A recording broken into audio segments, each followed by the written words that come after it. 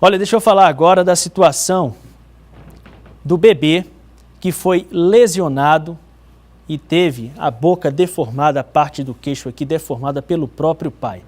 A mordidas, sofreu lesões compatíveis com mordidas e também teve uma parte cortada. Esse bebê continua internado no Hospital de Urgências de Teresina e eu vou falar agora ao vivo com a repórter Indira Gomes, que tem mais informações acerca do estado de saúde, como tem passado esse menino. Indira, quais as últimas informações? Boa tarde para você. Boa tarde, Tiago. Boa tarde a todos. O bebê vem se recuperando bem da primeira cirurgia, mas ainda precisa ganhar mais peso, reagir melhor, ficar um pouquinho mais fortinho para fazer as cirurgias de reparação, que devem ser muitas, mas ainda não tem data prevista. Ele continua internado no HUT, sendo acompanhado por 2 tias. A gente vai falar hoje também da atuação do Ministério Público, que tem essa atribuição de ver qual é a situação dessa criança, que riscos ela corre, o que pode acontecer com ela, através da Promotoria da Infância e da Juventude. E o Ministério Público pode solicitar à Justiça uma série de medidas, que vão desde uma medida mais leve, o acompanhamento permanente de assistentes sociais, até uma medida mais drástica, que vem a ser a última das medidas que pode ser tomada pela Justiça, que é determinar o afastamento da família dessa criança, e que só a Justiça vai decidir isso, baseada nas solicitações do Ministério Público, que, por sua vez, parte do principal, que é um relatório emitido pelo Conselho Tutelar. Aí é que vem, viu, Tiago? O Conselho Tutelar, a gente da imprensa acompanha sempre uma ação muito efetiva, muito direta, em inúmeros casos.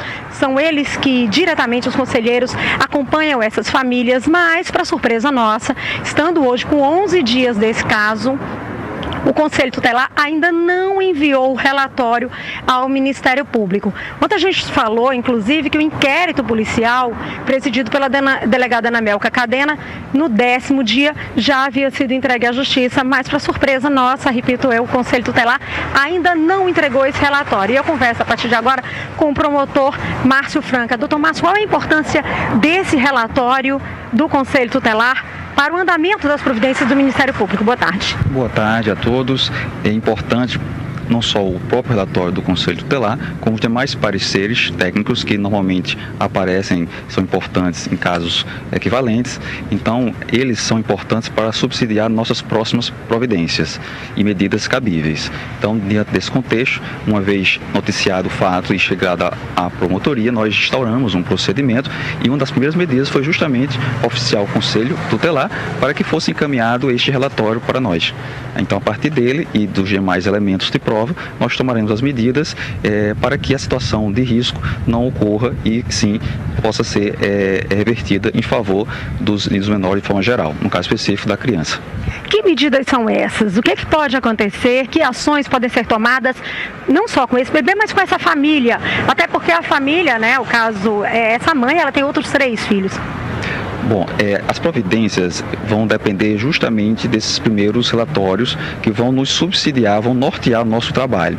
De forma abstrata, não necessariamente tratando desse caso, algumas das medidas podem ser, como foi já antecipado, algum acompanhamento, alguma visita técnica, algum acolhimento, se for o caso, institucional, e uma situação até mais drástica, a perda do poder familiar. Mas, repito, são medidas que não estou me referindo especificamente a esse caso, mas de forma ampla, para um caso abstrato, podem ser adotadas. Mas, repito, também vai depender desses relatórios que são o norte da nossa atuação. Precisamos não só de relatórios de conselhos tutelares, mas durante a tramitação do feito, de pareceres técnicos, de assistentes sociais, de psicólogos, que são profissionais importantes para a nossa atuação.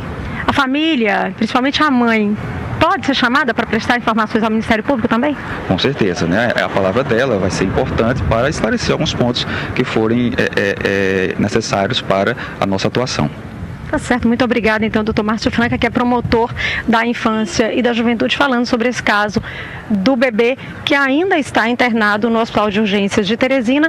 E o hospital informou, inclusive, que o bebê tem recebido doações de fraldas e produtos de higiene. É o que mais as pessoas têm aparecido na recepção do HUT para deixar. E o hospital lembra também que não adianta ninguém levar leite em pó, viu, Tiago? Porque o bebê, nesse momento, ele toma uma fórmula preparada pelo próprio hospital e que só depois ele pode vir a tomar esse leite. Então, quem puder ajudar com fralda descartáveis, tamanho P, ou também produtos de higiene, pode deixar na recepção do HUT. Tiago. Tá certo, Indira. Aproveitando a presença que você está com o promotor, queria saber também, nesse primeiro momento, porque a mãe, né, ainda tem o poder de guarda em relação a esse bebê. E a gente sabe que algumas tias, ao que parece, estão frequentando o hospital e se revezando nessa função de acompanhante lá no Hospital de Urgências de Teresina. Mas nesse primeiro momento, como é que ficam as providências em relação à definição dessa pessoa que passa a ser a responsável, já que assim, o poder da mãe, né, do cuidado para com essa criança é questionado nesse momento? Como é que se equaciona isso aí?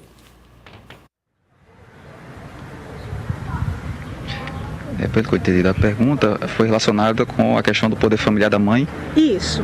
Bom, ainda é cedo para antecipar alguma medida, uma vez que nós precisamos, force-se isso, do relatório do Conselho Tutelar para nossas primeiras providências após esse relatório chegar.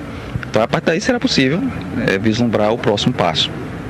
Algo diferente disso seria precipitação da nossa parte. Tá certo, muito obrigada. Então, doutor Márcio, senhora Tiago, mais uma vez a gente reforça aí que o Ministério Público só pode tomar alguma medida depois que receber esse relatório do Conselho Tutelar, que até agora, falo aí de novo, né, 11 dias depois, mesmo inquérito policial já tendo sido entregue, e o Conselho Tutelar até hoje ainda não enviou o relatório ao Ministério Público. Tiago.